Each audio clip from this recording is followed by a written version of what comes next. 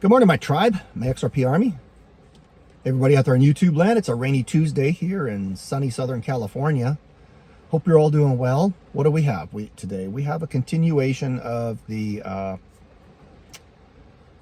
China trade talks, and the news isn't good. So there's a bit of a downturn, which this morning I used the opportunity to pick up a few of my favorite coins, small amounts, kind of rounding things up a bit. You know, at an odd number, I'd round it up. So what else we have going on today? Well, Jerome Powell is going to talk. Don't expect good news. The Bank of London is going to talk, or the Bank of England is going to talk, and don't expect good news, which means keep your eye on the market. There may be additional buying opportunities later today. So, yeah, we got that happening. What else do we have going on? Well, I want to talk to you about holding. Way back in the day, 2011, I heard about Bitcoin on a radio show, and I determined to buy 600 Bitcoin. Long story short, I did not buy those 600 Bitcoin because I forgot about it and I'd never heard of it before. It didn't really make an impression upon me that I needed to do it immediately, so I never did it. But if I had bought those 600 Bitcoin in 2011, at today's prices, it would be over $70 million. $60 million, over $60 million. Might even be 70 million. But through those years, there were epic crashes. And if I hadn't held on to it, I wouldn't have that money today, which I don't have today because I didn't buy it. And so the two lessons there are: number one, you got to buy it. Number two, you got to hold it. Holding's important, and only use Vegas money. I call it Vegas money. Money you plan to spend on something, throw it away. You really don't get anything in return for it, and it's never coming back to you.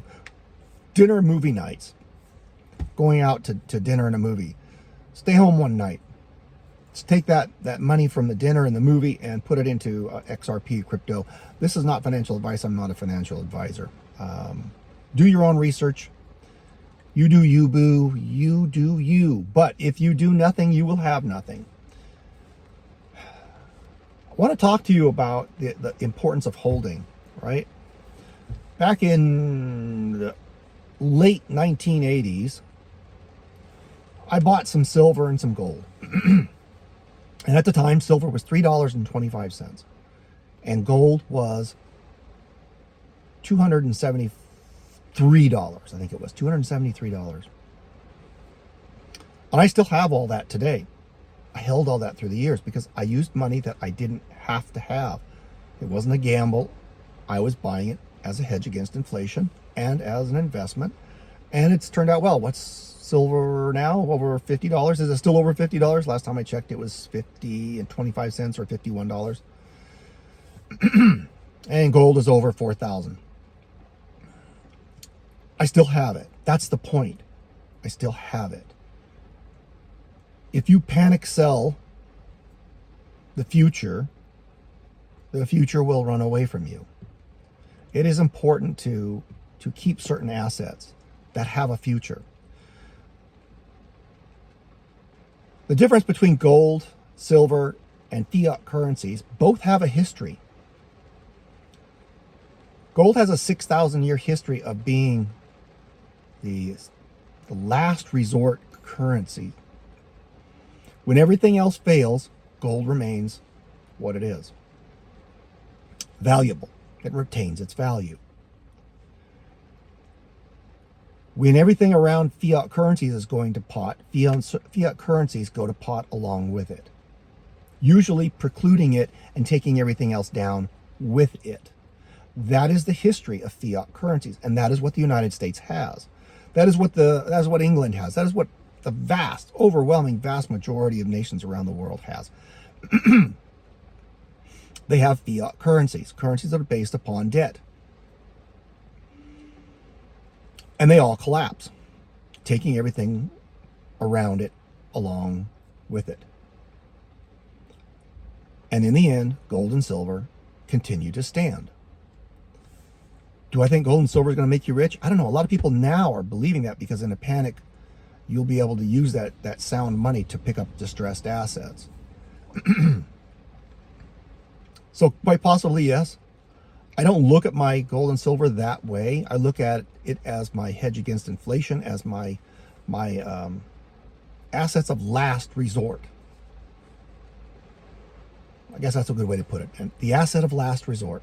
And if it happens to greatly increase along the way and I can use it for other things, great. I'll be happy. But the point is, if you put your faith in debt, you're not going to have a very good future. And I want you to have a good future. I want everybody to have a good future. I believe in XRP is the financial system of the future. And the future is rapidly coming towards us because this fiat currency system we have in the United States is coming to a close. How much farther down the road they can kick the can, I don't know. But you got to be prepared for it. Preparation is everything.